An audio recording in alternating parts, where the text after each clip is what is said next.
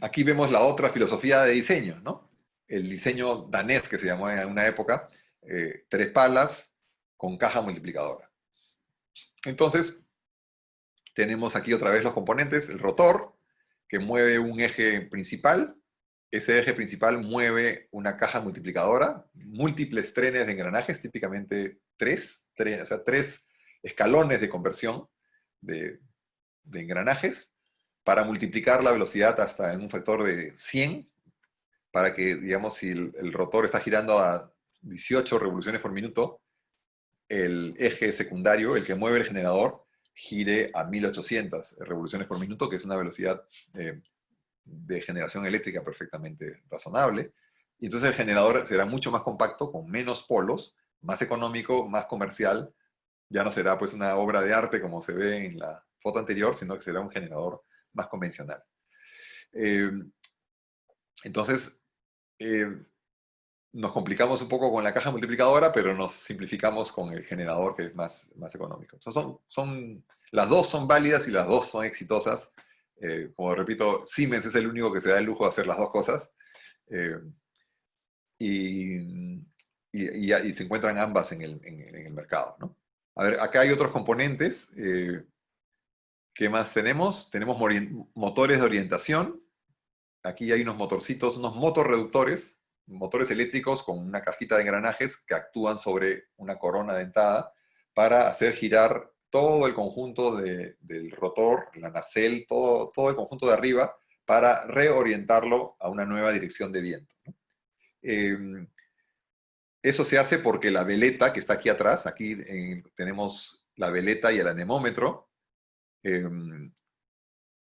van informando que hay una diferencia entre la orientación de la turbina y la orientación del viento, que habrá pues un protocolo de mínimo, digamos, de que tiene que haber 5 grados de diferencia por más de 15 minutos, digamos, por decir algo, ¿no? No es algo que a cada rato está cambiando, sino que si realmente hay una diferencia y se sostiene por un tiempo determinado, se activa la secuencia de reorientación, para lo cual lo primero que se hace es soltar un freno de bloqueo entre la tornamesa y la torre, ¿no? Eh, Luego accionar los motores muy lentamente, ¿no? Con mucha reducción, para ubicar en una nueva posición, luego detenerlos y aplicar nuevamente el freno. Eh, ¿Por qué hay que girar muy lentamente? Bueno, porque es tremendo objeto giratorio. Son palas que tienen 100 metros de diámetro, que si las hacemos girar bruscamente, van a generar momentos giroscópicos tremendos en las raíces de las palas y pueden hacerlas fallar, ¿no? El momento giroscópico puede ser muy destructivo. Si le cambiamos de orientación, ¿no? Las palas están girando en un sentido y le decimos ahora no, ahora gira al revés, gira 10 grados para otro lado. Eso va a hacer que la pala sienta una tremenda flexión en su raíz y puede fallar. Entonces, mucha prudencia para cambiarle la dirección a la turbina, ¿no? Es un objeto muy grande. Eh, ¿Qué más tenemos? La caja multiplicadora. Tenemos el freno de disco. Bueno, naturalmente tenemos el generador, que ya lo vimos. Y aquí hay un freno de disco, ¿no? Entonces podríamos pensar, ya, ese es el freno para frenar la turbina. Bueno, no del todo, ¿no? Eh, la turbina se frena con las propias palas. Estas turbinas grandes tienen mecanismo de orientación de las palas, ¿no? Lo que se llama paso variable. Entonces, podemos cambiar el ángulo de las palas y si queremos detener la turbina, lo que vamos a tener que hacer es abrir las palas, ponerlas, como se dice, al viento, para que ya no generen fuerzas. Entonces la turbina va a perder potencia y se va a quedar tal vez girando muy lentamente, sin mucha fuerza, pero girando lento. Y ahí recién vamos a aplicar este freno de disco como una especie de freno de parqueo, ¿no? Freno de mano, se podría decir, para que ya no gires más, ya te quité potencia, ahora quédate quieta porque voy a subir a hacerte mantenimiento. Entonces hay que aplicarle este freno último, ¿no? Si quisiéramos frenar la turbina con ese freno de disco, este freno de disco se va a derretir 10 veces antes de parar la turbina. porque la turbina tiene tal fuerza que no la va a parar ese disco ni 10 como esos discos, porque es tremendamente poderosa, ¿no? Eh, y esto también lo he comprobado con turbinas que he hecho, la turbina de 4 metros de diámetro, perdón, 5 metros de diámetro y 4 kilowatts. A ver si nos alcanza el tiempo para ver un video de cómo se construyó esa turbina, sí creo que sí. Y esa turbina se paraba con una resistencia eléctrica, ¿no? Tenía, digamos, con un botón, si se quiere detener la turbina, se le aplica una resistencia eléctrica y la turbina siente tal resistencia al giro por la interacción electromagnética del generador que se frena, ¿no? Entonces, haciendo la turbina de 4 kilowatts, se le puso una resistencia de 12 kilowatts, que se pensó suficiente, ¿no? Siendo 3 veces la potencia nominal de la turbina, se pensó que la iba a parar. La sorpresa nuestra fue que le pusimos, quisimos parar la turbina, le pusimos los 12 kilowatts de resistencia eléctrica y la turbina se frenó un poco y empezó a poner al rojo vivo la resistencia. Y no había forma de parar la turbina. Y estaba la resistencia al rojo vivo.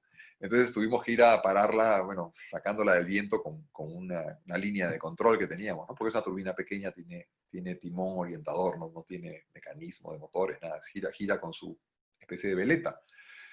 Tuvimos que subir ahí arriba a sacarla del viento porque iba a destruirse pues el generador, ¿no?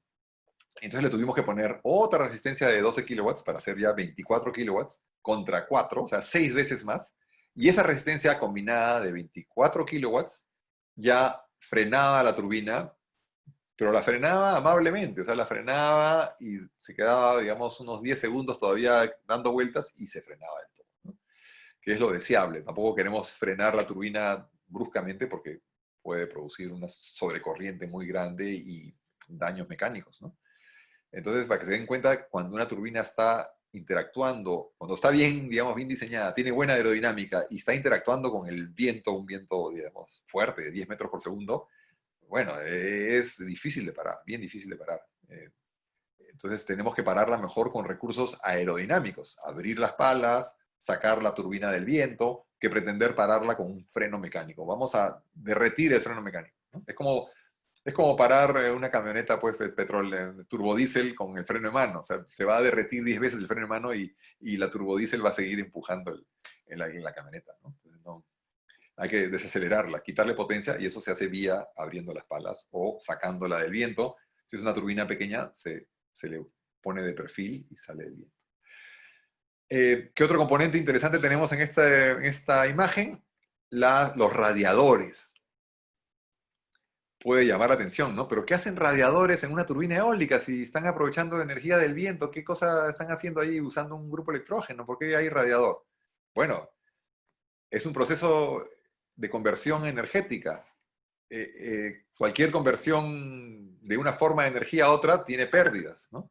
Entonces, en esta escala de turbinas, esas pérdidas, a pesar de que porcentualmente son leves, digamos 3%, 2%, es 2% de 3 megavatios, ¿no? O sea, son 60 kilowatts. ¿No? El 1% de 3 megavatios son 30 kilowatts. Entonces, si nuestra caja multiplicadora tiene una conversión, tiene una eficiencia, digamos, o tiene pérdidas, por así decirlo. Bueno, es una máquina, mejor le decimos que tiene una eficiencia de 98%, ¿no? Entra 100 y sale 98 del otro lado, 2% se va en calor, en la agitación del aceite, en la fricción. Pero ese 2% son 60 kilowatts de calor que tenemos que sacar de ese componente, que no hay forma que lo disipe espontáneamente. Tenemos que incluirle un circuito de enfriamiento con agua y anticongelante, una bomba de agua que recoja el calor de esa caja multiplicadora, de la carcasa de la caja multiplicadora o del aceite mismo de la caja multiplicadora, a través de un intercambiador de calor con el aceite, y lo lleve a este radiador para que lo evacúe, para que se lo lleve el viento, ese 2%, ¿no? Igual el generador eléctrico, siendo grande, de repente tiene una eficiencia muy buena de 97%. Es 3% que perdemos de 3 megavatios, si está generando a toda máquina, digamos, a potencia nominal. Son 90 kilowatts. 90 kilowatts va a derretir el generador. Tenemos que sacarle ese calor con un circuito de enfriamiento, ¿no? Y evacuarlo al radiador y el mismo viento se lo lleva. Por eso que estas grandes máquinas tienen radiadores para evacuar ese calor residual de la transformación, ¿no?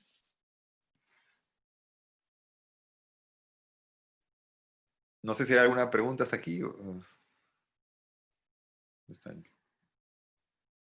A ver, sí. Hay una pregunta, ingeniero, en Sí, el ya chat. estoy viendo. El diseño de Enercon, ¿cómo se sincroniza la turbina a la red? No me es muy claro cómo lo hace para no tener problemas con la frecuencia. Ya, claro. Sí, eso está un poquito más adelante, pero lo puedo adelantar. Vamos a explicarlo en un rato, pero sí, hay, digamos, tres formas de convertir la energía de una turbina eólica, ¿no? Si estamos interactuando para cargar baterías, en el caso de las pequeñas operaciones eólicas, turbinas eólicas, tenemos que rectificar la corriente trifásica del generador y luego regularla teniendo una carga de disipación para que podamos cargar las baterías. La otra, para interactuar con la red eléctrica, ya no para, digamos, esto que es fuera de la red, cargar baterías, sino para ya una máquina un poco más grande y que quiera despachar energía a la red eléctrica. En los 80s, 90s se usaba la tecnología de generadores asíncronos, ¿no? O sea, básicamente un motor de inducción, un motor asíncrono, convertido en generador, y se usaba el deslizamiento para tener esa tolerancia con el acople a la red, ¿no? Y era un poco brutal, ¿no? Digamos, la máquina llegaba a su velocidad de sincronismo, de giro, de diseño, se sincronizaba con la red y se enganchaba a la red, y luego pues venía el gran frenazo y la red tenía que ser muy, digamos, muy superior a la turbina eólica para resistir este empuje, y luego la turbina se quedaba acoplada a una velocidad rígida de giro, y si el viento aumentaba, ya la turbina entraba en pérdida. Es lo que se llama las turbinas de regulación stall, ¿no? Que entran en pérdida y ya no aumentan su potencia. Pero ese tipo de tecnología ya quedó en el pasado, salvo para algunos diseños más simples. Lo que se usa actualmente son convertidores AC-DC-AC, o lo que le llaman back-to-back, ¿no? Las turbinas eólicas generan a velocidad variable, generan voltaje y frecuencia variable. Eso se rectifica, se convierte en corriente continua, y luego con un inversor se convierte otra vez, ¿no? Se usa ese insumo, esa materia prima, por así llamarla, de energía eléctrica en corriente continua, para activar un inversor electrónico y generar corriente alterna trifásica del voltaje y la frecuencia estable para despachar a la red. Entonces, eso es los sistemas AC-DC-AC que han hecho posible, que se han hecho posibles con el desarrollo de la electrónica de potencia tan sofisticada, ¿no? Entonces, todas las máquinas actualmente, sean de acoplamiento directo o con caja multiplicadora, tienen un convertidor AC-DC-AC, porque todas trabajan ahora a régimen variable. Ya no se bloquean con la red y giran a velocidad de sincronismo, porque eso desperdiciaba potencia cuando el viento aumentaba, ¿no? Entonces, sí, es fundamental la electrónica de potencia para la energía eólica actual. Y con eso se logran también mejores rendimientos.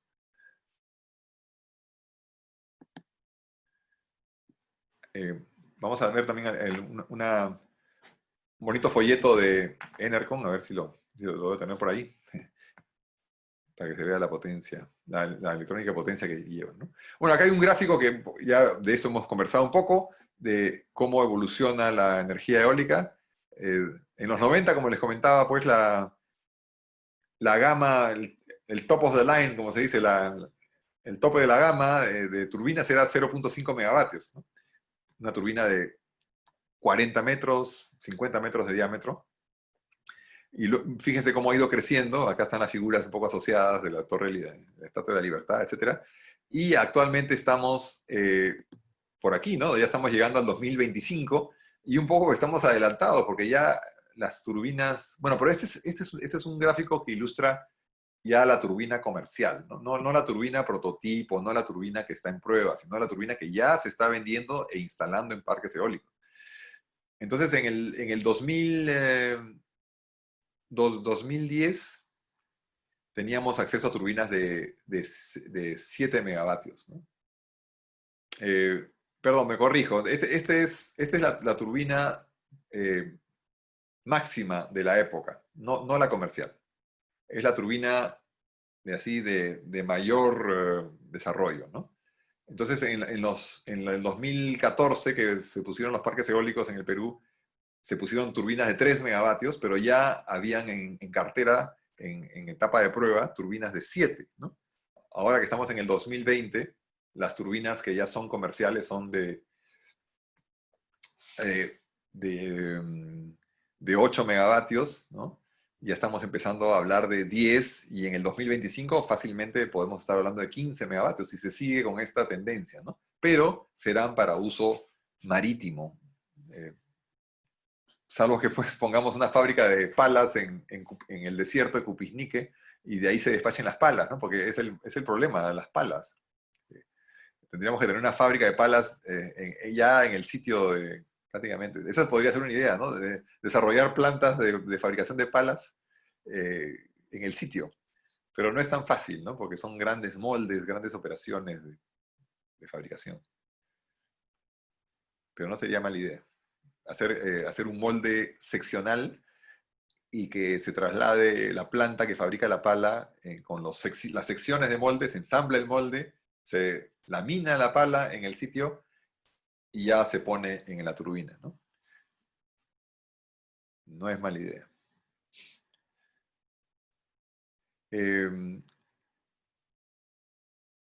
A ver, ¿qué más viene por acá? Entonces, como, ¿no? Repito, la tendencia en eólica es ir por más tamaño, para buscar la escala. Bueno, acá entrando a algo un poco más técnico ya de la curva de potencia. ¿Qué cosa es la curva de potencia de una turbina eólica? Es un gráfico que muestra el comportamiento de la potencia eléctrica, ojo, ¿no? Ya no potencia mecánica, sino la potencia eléctrica, ya la salida del sistema, versus la velocidad de viento, ¿no? Es lo que podríamos hacer en un ensayo de prueba de una turbina.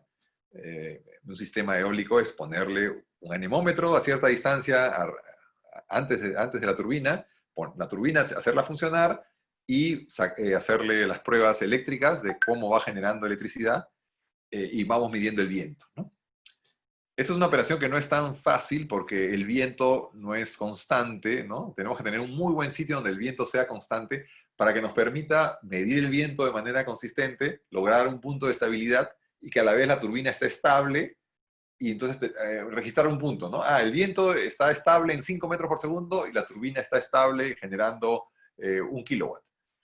Pero eso es bastante difícil de conseguir porque el viento siempre está que sube y baja y la turbina también tiene su dinámica de que se estabiliza después de un tiempo. Entonces, bueno, obtener un punto de esos no es tan fácil.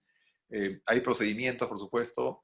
Hay, como les repetía, un sitio en Soria, a 200 kilómetros de Madrid, al norte, que se especializa en probar turbinas eólicas pequeñas de este tipo. Tienen todos los aparatos y las instalaciones para ponerla a funcionar en el campo, no en un túnel de viento ni en simulaciones, sino en condiciones reales de campo y hacer este análisis y a nivel estadístico obtener la curva de potencia con cierto margen de error, ¿no? Entonces, si queremos probar y certificar que hemos inventado un nuevo aparato que genera maravillosamente con el viento, bueno, y queremos realmente ser serios, bueno, tenemos que gastar unos $10.000 si estamos en España, más gastos de envío si estamos en otro lugar, y llevar nuestro invento a este sitio que se llama CEDER en España, y ellos nos podrán devolver un certificado que diga, bueno, tu turbina o lo que sea que has mandado tiene este comportamiento, ¿no? Esta curvita verde, que en este caso la hemos obtenido en campo, ¿no? Con algunos puntos, y hemos tenido que un poco interpolar el comportamiento intermedio, pues aquí se ve pues el comportamiento cúbico de la potencia eléctrica, ¿no? Entonces aquí ya estamos obteniendo potencia eléctrica, significa que al CP que hemos aplicado en la fórmula esta, tenemos la potencia del viento, que es un medio área un medio densidad área por velocidad al cubo, a eso le tenemos que aplicar el CP que estamos asumiendo que tenemos en nuestra turbina. Luego tenemos que aplicarle una eficiencia de la transmisión, que puede ser de repente una faja, o puede ser un engranaje, o puede ser directo. Y después la eficiencia del generador eléctrico, ¿no? Entonces vamos perdiendo un poco en el camino de la potencia en bruto del viento, la que podemos obtener en nuestro eje vía el CP, luego la que nos llega al generador porque hemos perdido algo en los rodamientos o si tenemos algún engranaje. Finalmente, el generador eléctrico recibe potencia mecánica y la convierte en electricidad también con una eficiencia. No, imposible que sea 100%. O sea, al final tenemos todos estos factores que nos dan pues un resultado de potencia eléctrica ya real, ¿no? A la salida del generador. Y eso es lo que nos interesa para obtener esta curva de potencia. Curva de potencia es electricidad. Y luego, importante aquí también que llegado a cierto punto se activa algún sistema de seguridad que limita la potencia, porque si no, si estamos expuestos a un viento que excede la potencia, la velocidad de diseño, que en este caso es 10 metros por segundo, la potencia va a seguir subiendo de manera pues, cúbica, y lo que va a suceder es que se nos va a quemar el generador o va a salir disparado algo, ¿no? Entonces tenemos que tener algún elemento de control.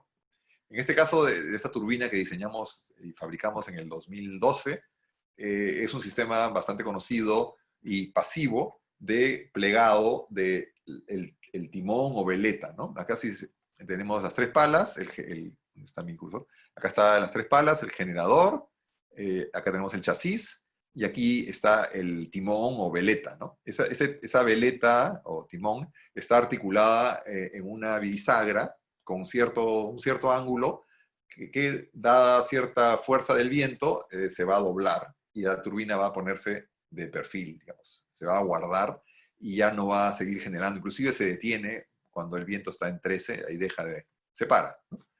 Porque se pone de costado. Y eso es lo que queremos para que la turbina sobreviva a vientos que excedan su capacidad o su velocidad de diseño. Entonces, en estas curvas de potencia, tenemos que fijarnos la velocidad de arranque, ¿no? ¿Con qué velocidad arranca? Acá arranca con 3. Si no hay 3, ni siquiera gira la turbina, ¿no? Con 3 empieza a girar, pero genera muy poquito, ¿no? Digamos, si la potencia nominal vemos que es 4, cuando el viento es 10, cuando arranca con 3 genera 150 vatios, algo así, es nada, ¿no? Pero ya, está dando vueltas. Velocidad de potencia nominal es 10 metros por segundo, aquí lo vemos, son 4 kilowatts. Velocidad de viento máxima es 13, de ahí se para. Potencia nominal es 4, que está puesto en la hoja técnica, ¿no? Y la potencia máxima es un poquito más de 4, 4.25, ¿no? Entonces, esos son puntos importantes de una curva de potencia, de una turbina, y eso nos sirve para saber a qué atenernos y qué vamos a esperar de esta turbina, ¿no? Cuánto nos va a generar. Esta es una turbina importada, china, ¿no? Recordemos, esta turbina es de 4 kilowatts a 10 metros por segundo. Esta turbina importada es de 3 kilowatts a 12 metros por segundo. Entonces, bueno, es un poco más de viento, pero todavía está en un rango válido.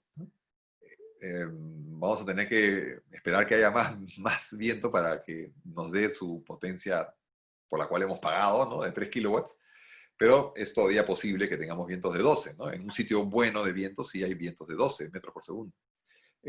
Entonces aquí tenemos una velocidad de arranque de 2.5, menor, y una velocidad de diseño de 12, con la cual nos da los 3 kilowatts que nos ofrece, o 3000 vatios que nos ofrece el fabricante, ¿no? Después nos dice que si sube el viento más de 12, llega a darnos 3500 y de ahí decrece. Entonces es importante analizar estas curvas de potencia y acá, como dice, cuidado, ¿no? No nos dejemos sorprender por potencias ofrecidas a muy altas velocidades de viento, poco probables, ¿no? Recordemos la distribución de Weibull, que cae muy rápidamente para vientos muy veloces.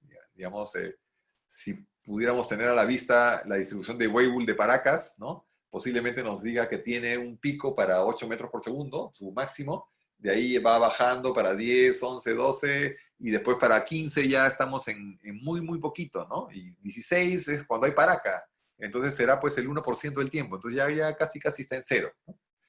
Entonces, si nos venden una turbina que está con potencia de diseño, perdón, velocidad de diseño 16 metros por segundo, nos están dando un producto que nunca nos va a dar esa potencia, o nos va a dar el 1%, así estemos en Paracas, ¿no?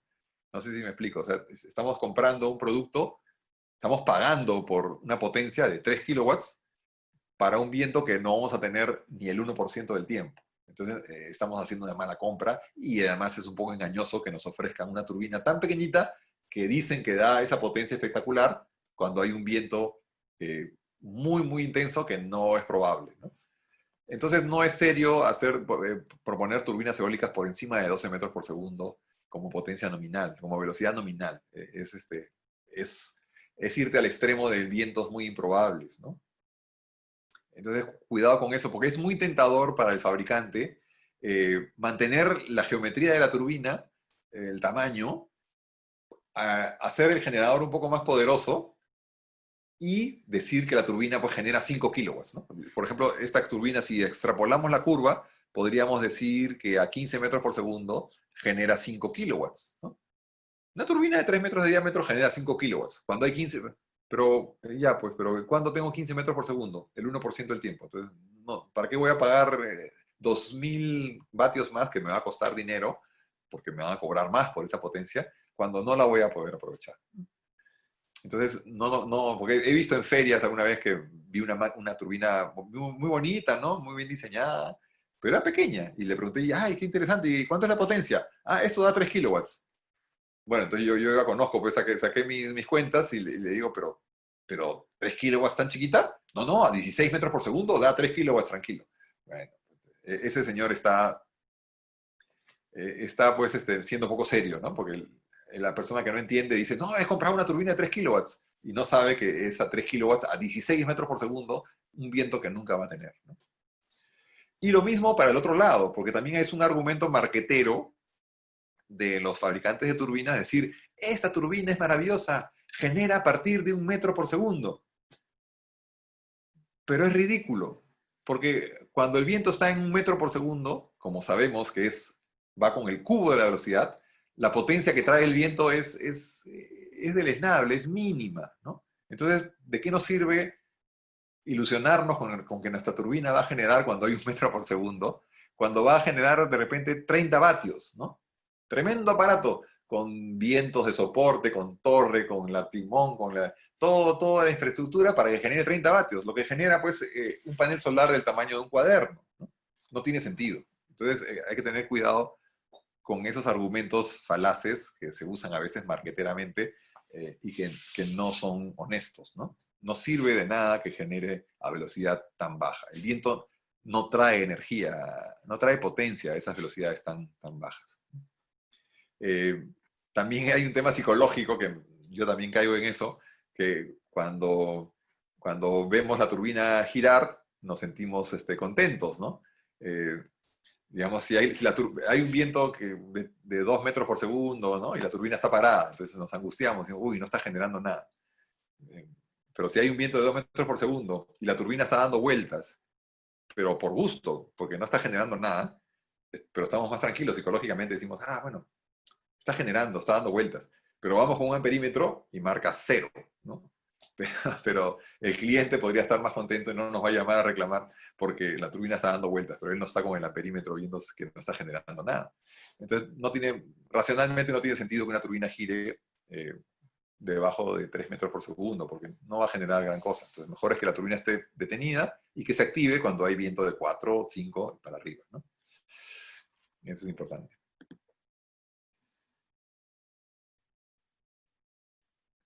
Bueno, entonces curvas de potencia es una forma de ver qué nos está ofreciendo esta máquina que nos están queriendo vender o queremos comprar, ¿no?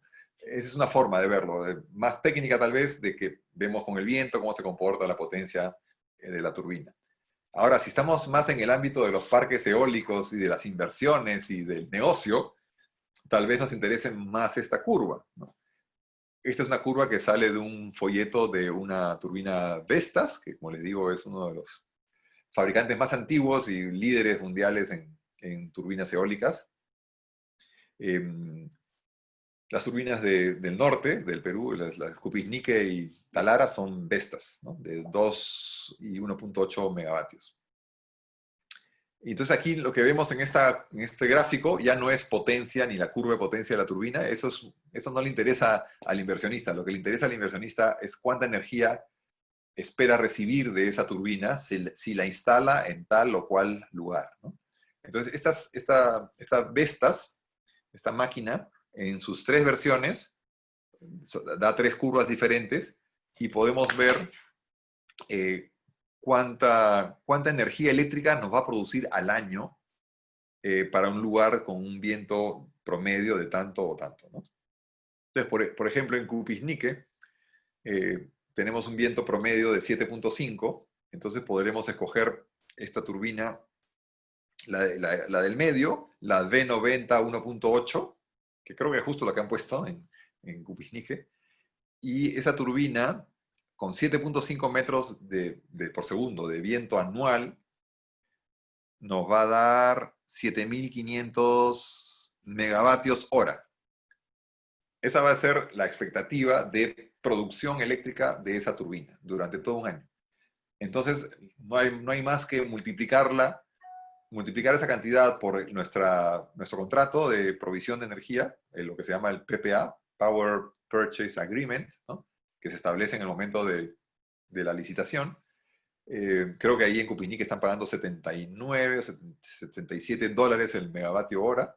Entonces, multiplicaremos 7.500 megavatios hora por 79 dólares y tenemos 592.000 dólares.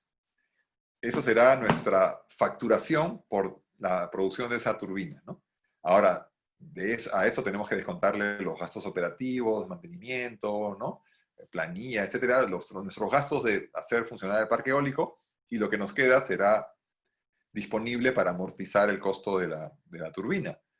Y esa turbina de 2 megavatios debe costar 4 millones de dólares.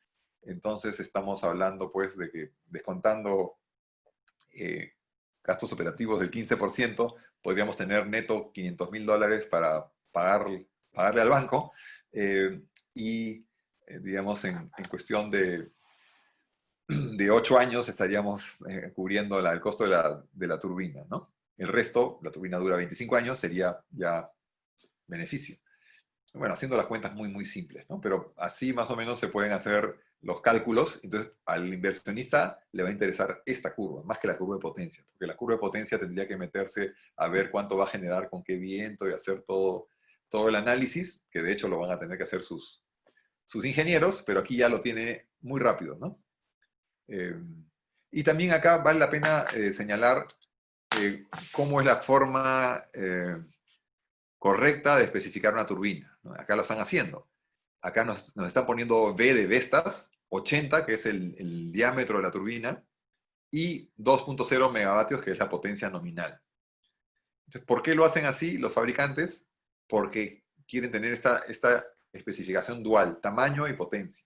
Porque como acabamos de mencionar, la potencia es un poco manipulable, no un poco, es totalmente manipulable con la velocidad del viento.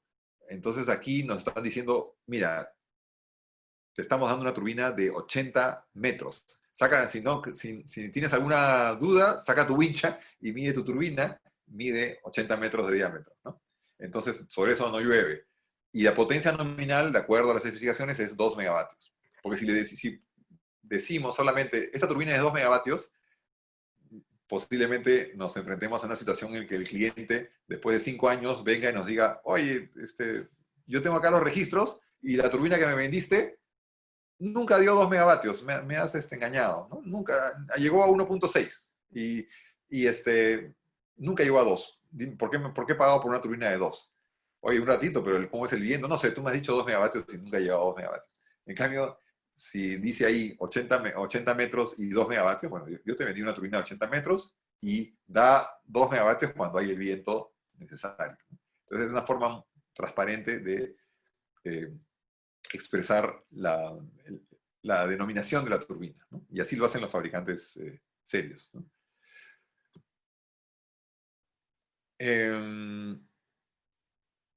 Bueno, aquí un poco reforzar el tema de control. Estábamos hablando de las turbinas que tienen controles pasivos o activos, ¿no? Un control pasivo es aquel que se hace funcionar por la propia geometría o por las propias fuerzas de funcionamiento de la máquina.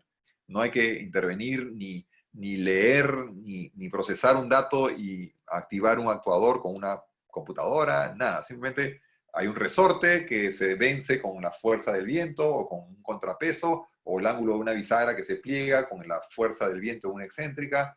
Sistemas muy simples o balancines que por centrífuga se abren y jalan un actuador que mueve el ángulo de las palas. También mucha creatividad, mucho ingenio mecánico para hacer estas cosas, de mayor o menor confiabilidad y simpleza y costo, ¿no? Entonces los controles pasivos son los más apropiados para pequeñas turbinas. No podemos encarecer mucho la turbina poniéndole pues un sensor de velocidad y un actuador y un paso variable con un engranaje, porque esa turbina de 1 kilowatt costaría de repente pues $20.000, no tiene sentido comercial, ¿no?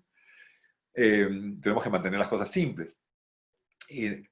Los controles activos sí son propios para las turbinas de mayor tamaño, que tienen pues con sensores de todo tipo, como hemos mencionado, pues de temperatura, de revoluciones, de niveles de aceite, de vibraciones, de nivel de generación eléctrica, por supuesto de velocidad de viento, dirección de viento, posición de la turbina, N registros, y por supuesto una computadora que toma decisiones sobre eso y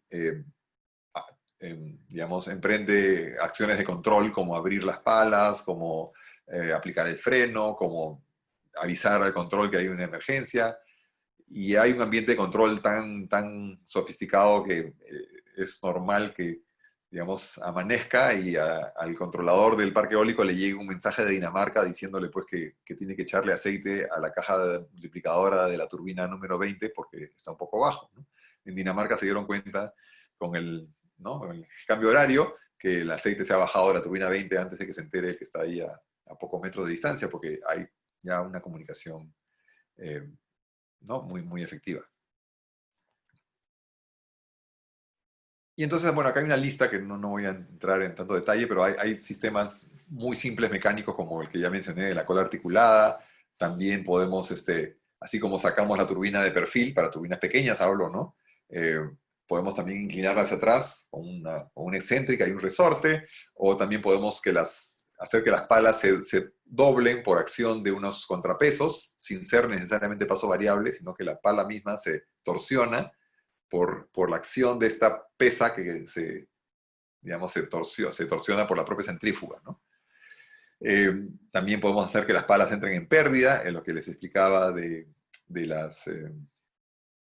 los sistemas conectados a red a través de motores asíncronos. El torque se vuelve tan grande cuando queremos ir más allá de la velocidad de sincronismo que la pala ya se pierde la adherencia aerodinámica y se genera separación y turbulencia, entonces se estabiliza la potencia de la turbina. Pero eso es historia, ya no se usa. Ahora más que nada se usan las puntas, antes se usaba también la punta de la pala giratoria, solamente la punta. Ahora ya hay poco de eso, más se usa toda la pala que gira, ¿no? Y antes eran todas juntas, ahora puede ser un paso variable para cada pala. Por supuesto trabajan de manera sincrónica, pero ya es un mecanismo para cada pala. Y con eso entraríamos a aerodinámica, pero antes quisiera compartir con ustedes un par de videos. Un ratito, estoy.